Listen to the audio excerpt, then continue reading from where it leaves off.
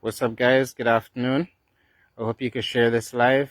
I'm going to wait until we have a couple people. I'm going to start broadcasting or speaking in another minute or so. If you're coming on and joining me, please share the live. Got some warnings for you guys today. So I decided I'm going to go down to Tushan a bit later. I want to do a walkthrough of the scene, another walkthrough of it. And I want to talk to you guys about the autopsy that's going on today and what to expect in the coming days. Like I said, I have some warnings for you. There's a very sad time for the country, right? I found myself just bursting into tears at random points, thinking about Adrianna Younge and her last moments, right? And what really transpired. We're going to get to the bottom of it. But right now, it's practically the government versus the people of Guyana, right? So I'm going to start with this because there still seems to be some confusion. I've seen a lot of comments where people are saying, don't make this political, don't make this into a political issue. The government have nothing to do with it. Now, as a matter of fact, I'm not here to fight you guys, and we should not be here to fight each other. As a matter of fact, if you go read the Constitution of the Republic of Guyana, you will see that the president is not only the head of government, he is also the commander-in-chief of the armed forces. That includes the police force. The police force, the Guyana police force, is a part of the executive branch of the government of Guyana. Okay? So when people are saying the government is responsible, they genuinely are responsible. If they say the PPP is responsible, the head of government is a member of the PPP party. It's a matter of fact. It's not something we should be fighting about at this point. Never mind, people have been trying to turn something that has brought the nation to a point of grief into a political matter. I'm here to tell you that yes, from the very beginning, the government is involved. The police force is the government. The police force are not managed by private entities. They answer to the government. They are part of the government. So let's put that to bed right away, first of all, before I proceed, because that's important when we're going forward. So I'm saying it's the people of Guyana versus the government of Guyana right now, because as we can see, there's heavy involvement on the side of the government in the cover-up of the murder of Adrianna Younge. I don't think there's ever been another crime in this country that has so much video evidence of what transpired, especially on the morning of the discovery of Adrianna Younge's body in the pool. Given that that pool had been searched multiple times already, there are cameras from all angles capturing the police, the now famous Leroy Smith, his name is Wayne Smith, right? Capturing him at the top of the stairs, leaving a room where there was fire, the unexplained bottom of his jeans and his trousers being wet. There are many unexplained questions, especially given that this is the only time I've seen police stand back and allow a crime scene to be burnt to the ground, right? Notwithstanding they participated in it. But I have some warnings for you on this same front. So I have to do a more comprehensive video to bring us all up to speed on the timeline, exactly what happened and when. But this is quite urgent because the autopsy is being conducted today at Georgetown Public Hospital. So we already know the state is complicit and they're involved. They try to deflect attention from the hotel by fabricating claims that the girl was abducted and was in Westminster, somewhere on the West Bank, and in the company of somebody named Orlando, a first name only. I don't know about you, but I would never rent my car to someone that only came to me with a first name, had no proper address or anything. So they held on to the man that owned the car. We should not forget this from our minds, right? I'm just doing a brief segue here. We should not let this leave our minds, that if the people had left that hotel that night, right, and those people were able to ferry the body out of the back and dump it somewhere, they had already arrested a man at the Harbor Bridge at 6 o'clock in the morning 3 hours before that body was set to be discovered, right? They ran out of time. They had to go and basically dump the body in the pool. They ran out of time.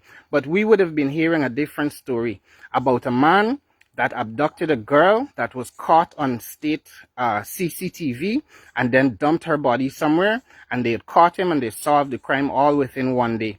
That man was kept for an additional 9 hours after the body of Adrianna Younge was discovered, and I hope he sues the state for wrongful detention and defamation of character, right? You ruin that man's name, and there's been no apology to the state, to that man, right? So let us not forget that someone innocent could have been framed for an abduction when they were never in the location. Many cases have to be reopened on this basis. How many poor people are sitting in jail for murders of rich people and crimes that other people committed that they did not commit, for things that the police did? How many people are currently languishing in our prison system that have been judged and defamed in the law because of people like that? You should go check out this guy, DaCosta Christopher's page. He tells a story similar. One of the officers there pinned a robbery on him in 2012 for $12 million, right? All of those things need a serious commission of inquiry. So today there is the autopsy, and naturally the country is very tense because we are awaiting the results of this autopsy. But I have a couple comments. First off, there's been publication that has brought the qualifications of the pathologist into question.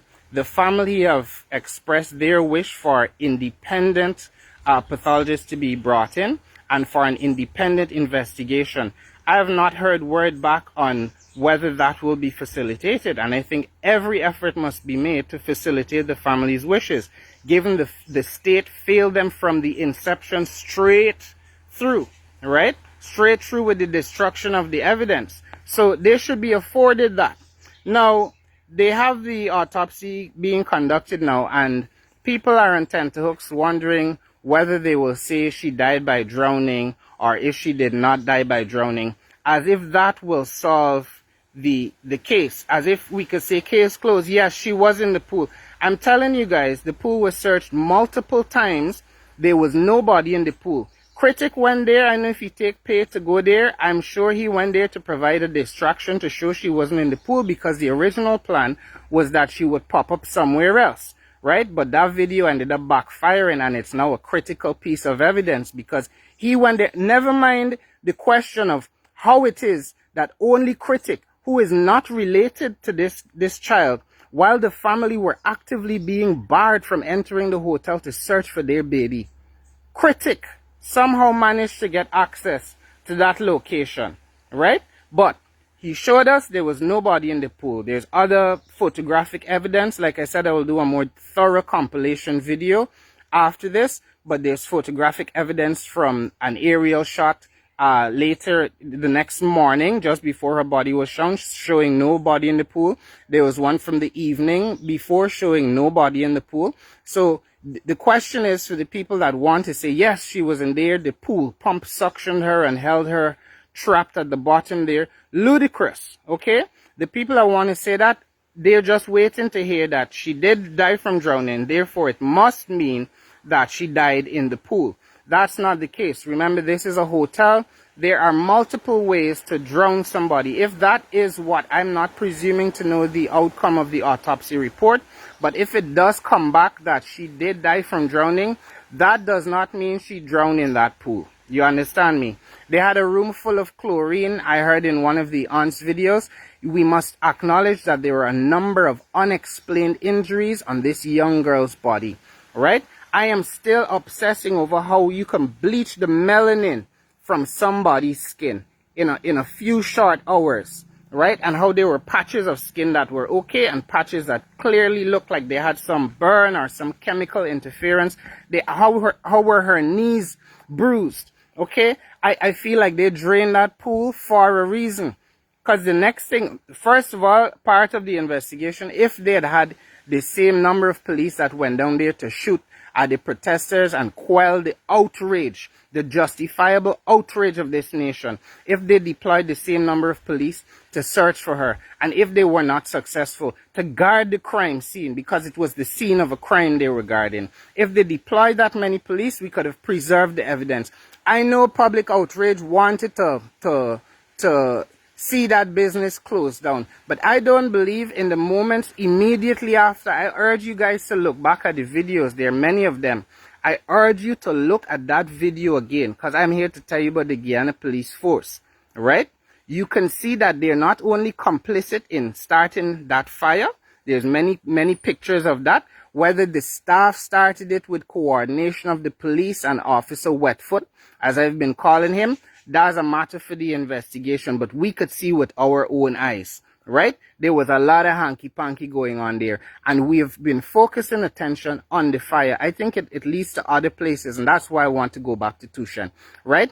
If you look back at the video, you'll notice, so just after the discovery of this child's body, in almost a coordinated effort, some people started flinging chairs at the glass. That was a deliberate distraction.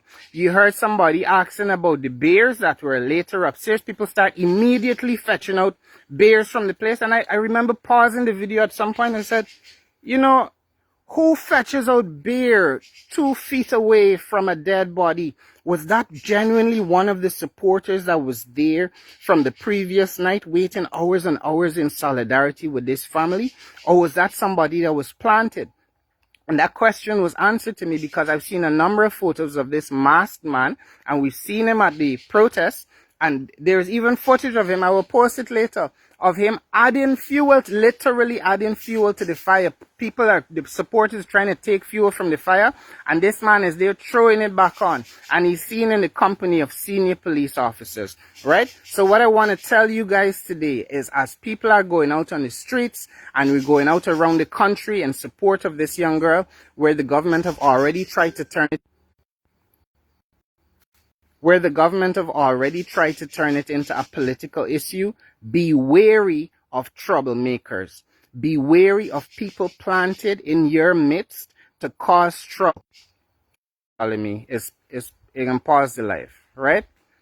Beware of troublemakers in your midst. The people like those officers in plain clothes that come to plant trouble. And I've been hearing about this for many, many years, that the government actually takes people and plants them in peaceful protests to cause violence and loot and burn, and then turn around in the media to say this is opposition. This is, now they're saying is Azruddin Mohammed, is PNC. Adrianna was so young, the girl did not have a political party. What is wrong with you?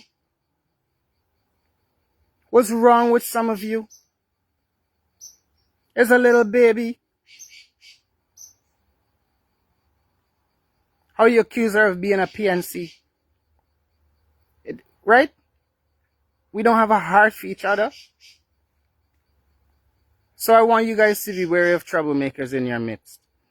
Right? People are going to come to loot and burn. And I told you yesterday that they're planning violence for you. They're planning violence for us. This is all of our problem. This is a situation all of us need a resolution to.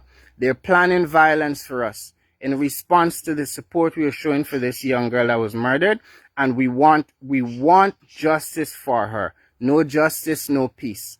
Right? So they're going to plan people around you. You might be there protesting peacefully. You see people come in mass, all kind of people show up to start looting and burning, when the family have clearly said they are not there for that. So if you are a scraper or a dunstug, happen to be listening to this broadcast, and you are supporting the family, you have not been called to loot and burn. Those are the instructions that have gone out to the Association of Scrapes, if we should call it that.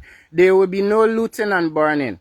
That will not be coming from the side of the peaceful protesters. We are seeking justice, right? The looting and burning will be by the agents. Let them stand on their own so they can be exposed. The agents of the government that have been planted in these gatherings, these peaceful gatherings, to disrupt. And why is that? So tomorrow you can see on Guyana Daily News and Action News and Newsroom and Guyana Express and all of the outlets that they control, that opposition-led supporters, it will completely change it from the murder of this young girl, the cover-up and complicity of the state in hiding her body and dumping it in a pool like an object, right? And setting fire to the building. No ambulance, no dignity for this little girl, right? Have her on the road like an animal.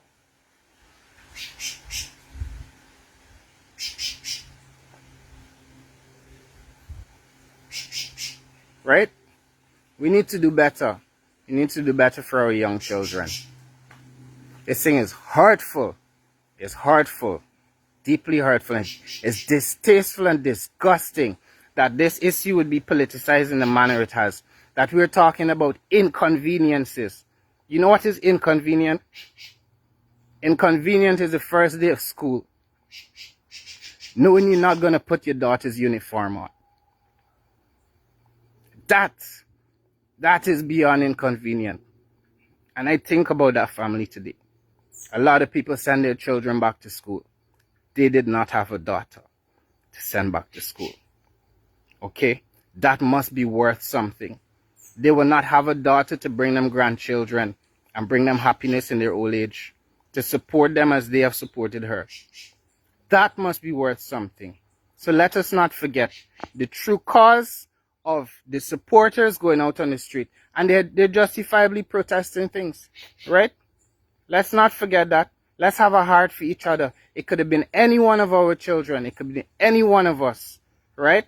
So be wary of these people are coming out.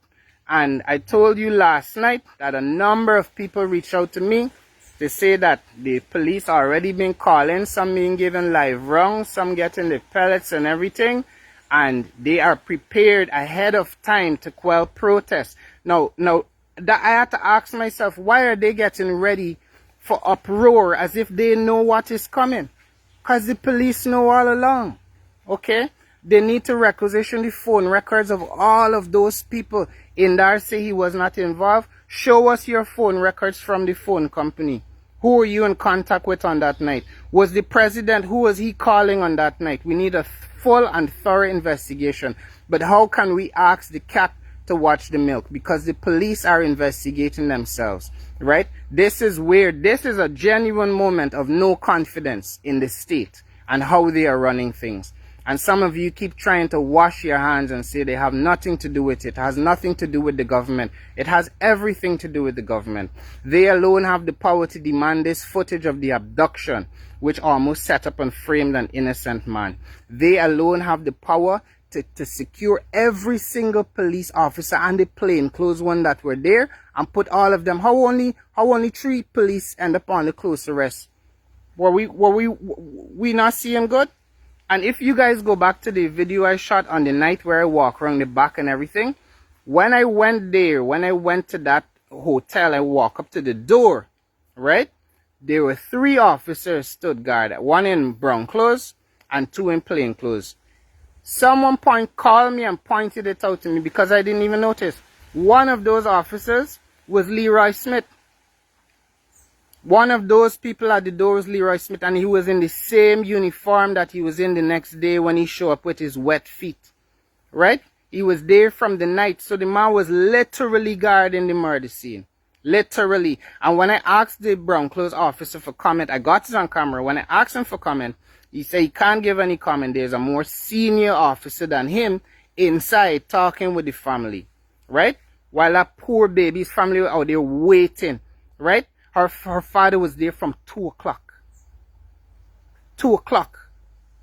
Found out the daughter is missing around 1:30. Within 40 minutes, an hour, her father was there. He did not move. Okay? We all do to these people. So we need justice for Adrianna, but I want you guys to be on your guard. Be on your guard. Right? They're looking to shoot. I would not be surprised if they go and start some fire at some building, because we know these guys care more about property than life. They're willing to sacrifice anything for property and money and riches, right? We've lost the sense of service where it comes to leadership. We need a restoration of people who are looking to serve us, not bleed us dry, literally and figuratively. We're done with that, right? So you guys be on your alert, because just now, whenever this results start come out, they seem to know that people are not going to be happy with it. I want to tell you in advance, even if they come out and say she drowned, they have to explain a lot of things.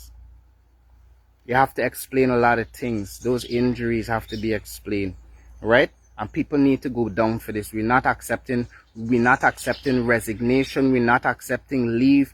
We are accepting jail, right? Some of these people need to literally go to jail because they committed conspiracy to murder, conspiracy to cover up murder at very least. And we saw it with our own eyes. It was broadcast for thousands of us. And I'm fed up of the gaslighting. You're literally telling the population of this nation, we didn't see what we saw. We saw it live. We saw the participation of the police in covering up this crime, right? I want to know, on that same live feed, I spoke about this black tinted out car and a minibus that came in that back street at like 1:30 in the morning when I was walking through there. I want to know who was in that bus and that car. Up to now, we don't know with the footage that they've gone and canvassed. We don't have any pictures of this Double D or Day and Son as they were called in the press. It's very deliberate. They've pivoted this to turn all the attention to the police. No doubt the police were involved, but there are other people that know what went down. All those staff were allowed to go home, scattered to the wind, all their files and everything allowed to be burned up in there. So we don't know who was there, right? A lot of people supposed to be sitting in that jail cell right now, and we're not accepting what's going on right now. So I'm going to be heading out later to go down to the scene and see what's going on. But I'm here for my people. I'm here to tell you guys, I love you guys. I want you to be safe. Look out for the troublemakers, right? The family of Adrianna Younge have clearly stated they don't want people going on the road, burning up things and looting. They are not there for that. They're there for justice for the baby that was taken from them, right? So we are not supporting that. If you're a supporter of Adrianna Younge, you're not a supporter of burning down the town. Let the government agents stand on their own so we could all see what they're doing, the nasty, wicked, malicious things that they would do to turn attention from this poor baby's death, right?